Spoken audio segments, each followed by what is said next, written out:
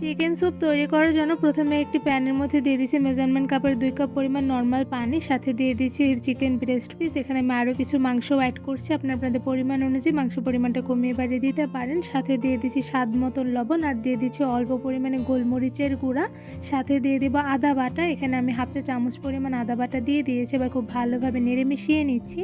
এবার কিছুক্ষণ সময় নিয়ে জাল করে চিকেন ব্রেস্ট পিসগুলো সেদ্ধ করে নিব। চিকেন ব্রেস্ট পিসগুলো কিছুক্ষণ সময় নিয়ে খুব ভালোভাবে জাল করে রান্না করে নিয়েছি। তো এই পর্যায়ে দেখতেই পাচ্ছেন চিকেনগুলো খুব ভালোভাবে সেদ্ধ হয়ে গিয়েছে। এবার স্যুপ তৈরি করার জন্য আমি চিকেন ব্রেস্ট পিসগুলো একটি সাইডে নামিয়ে রেখে দিব আর স্যুপ রান্না করে নিব। প্রথমে প্যানের মধ্যে দিয়ে দিচ্ছি 1 টেবিল চামচ পরিমাণ ঘি। ঘির পরিবর্তে কিন্তু আপনারা বাটারও ব্যবহার করতে পারেন। এবার সাথে দিয়ে দিচ্ছি আদা কুচি হাফ চা চামচ পরিমাণ, রসুন কুচিও হাফ চা চামচ পরিমাণ। এবার ঘির মধ্যে আদা কুচি আর রসুন কুচিটা খুব ভালোভাবে ভেজে নিব। ঘির মধ্যে আদা কুচি আর রসুন কুচিটা খুব সুন্দর কালার করে ভেজে নিয়েছে। এবার এর মধ্যে দিয়ে দিচ্ছি হাফ কাপ পরিমাণ গাজর কুচি। এবার গাজর কুচিগুলো ঘির মধ্যে কিছুক্ষণ ভেজে নিব। ঘির মধ্যে কিছুক্ষণ সময় নিয়ে গাজর কুচিগুলো খুব ভালোভাবে ভেজে নিয়েছে। তো এই পর্যায়ে কিন্তু আমার গাজর কুচিগুলো ভেজে নেওয়া হয়ে গিয়েছে। এবার এর মধ্যে দিয়ে দিচ্ছি চিকেন সেদ্ধ করা পানিটা। আমি চিকেনগুলো তুলে দেন পানিগুলো দিয়ে দিচ্ছি। এবার খুব ভালোভাবে সবগুলো উপকরণ নেড়ে মিশিয়ে নিব। চুলার আঁচ মিডিয়ামে রেখে কিছুক্ষণ স্যুপগুলো আমি জাল করে রান্না করে নিয়েছি। তো এরপর যে এর মধ্যে দিয়ে দিচ্ছি সয়া সস। এখানে আমি 1 টেবিল চামচ পরিমাণ সয়া সস দিয়ে দিচ্ছি, আর সাথে দিয়ে দিচ্ছি টমেটো সস। এখানে আমি 1 টেবিল চামচ পরিমাণ টমেটো সস দিয়ে দিচ্ছি। এবার স্যুপের সঙ্গে সসগুলো খুব ভালোভাবে নেড়ে মিশিয়ে নিব। স্যুপগুলো খুব ভালোভাবে নেড়ে নিয়েছি। এবার এই স্যুপের মধ্যে দিয়ে দিচ্ছি চিকেন ব্রেস্ট পিস। এখানে আমি চিকেন ব্রেস্ট পিসগুলো কাঁটা চামচ দিয়ে ছাড়িয়ে 1 কাপের মতন হয়েছে, সেগুলোই খুব ভালোভাবে স্যুপের মধ্যে দিয়ে নেড়ে মিশিয়ে নিচ্ছি। এবার স্যুপের মধ্যে দিয়ে দিচ্ছি অল্প পরিমাণে গোলমরিচের গুঁড়ো, এতে করে কিন্তু স্যুপের টেস্টটা বেশ ভালো আসবে। কিছুক্ষণ সময় নিয়ে মিডিয়াম আঁচে স্যুপগুলো আমি জাল করে রান্না করে নিয়েছি। তো এরপর যে স্যুপের মধ্যে দিয়ে দিচ্ছি কর্নফ্লাওয়ারের মিশ্রণ। এখানে আমি 2 টেবিল চামচ পরিমাণ কর্নফ্লাওয়ার 4 টেবিল চামচ পরিমাণ পানির মধ্যে খুব ভালোভাবে গুলিয়ে নিয়েছি, সেগুলি স্যুপের মধ্যে দিয়ে খুব ভালোভাবে নেড়ে নিচ্ছি।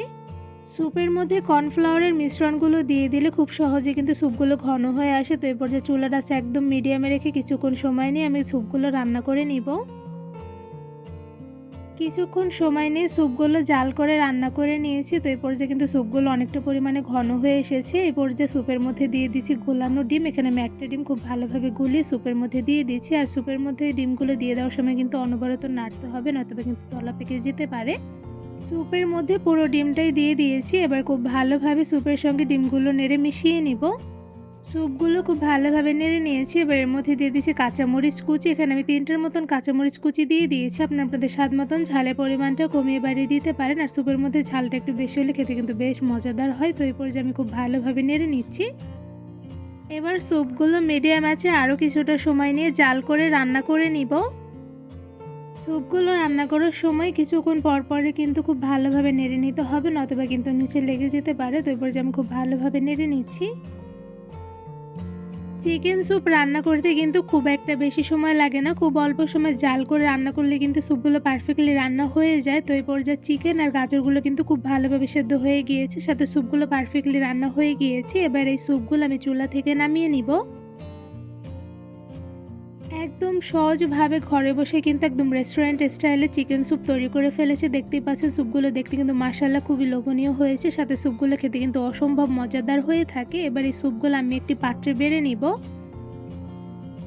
শীতের সময় ঝটপট অল্প কিছু উপকরণ দিয়ে কিন্তু এই মজাদার স্যুপটা খুব সহজে তৈরি করে ফেলা যায়। বিকালের নাস্তায় খেতে কিন্তু বেশ মজাদার হয়ে থাকে। তো এরপরে যে আমার স্যুপগুলো বাটিতে বেড়ে নেওয়া হয়ে গিয়েছে, আর এদিকে দেখতেই পাচ্ছেন মাশাআল্লাহ দেখতে কিন্তু খুবই লোভনীয় হয়েছে। একদম সহজভাবে কোনো রকম ঝামেলা ছাড়াই শুধুমাত্র অল্প কিছু উপকরণ দিয়ে তৈরি করে ফেলেছি দারুণ মজাদার চিকেন স্যুপ। এই চিকেন স্যুপ তৈরি করা যেমন সহজ, সাথে কিন্তু খেতে অসম্ভব মজাদার হয়ে থাকে। এই চিকেন স্যুপগুলো দেখলে কিন্তু বোঝার কোনো উপায় নেই যে শুধুমাত্র অল্প কিছু উপকরণ দিয়ে খুব সহজভাবে অল্প সময় নিয়ে মজাদার স্যুপটি পারফেক্টলি ঘরে বসে তৈরি করে ফেলেছি। ছোট বাচ্চা থেকে শুরু করে ঘরে কোনো মেহমান আসলে বা বড়দের জন্য ঝটপট বিকালের নাস্তায় মজাদার স্যুপটি কিন্তু খুব সহজে বানিয়ে দিতে পারবেন।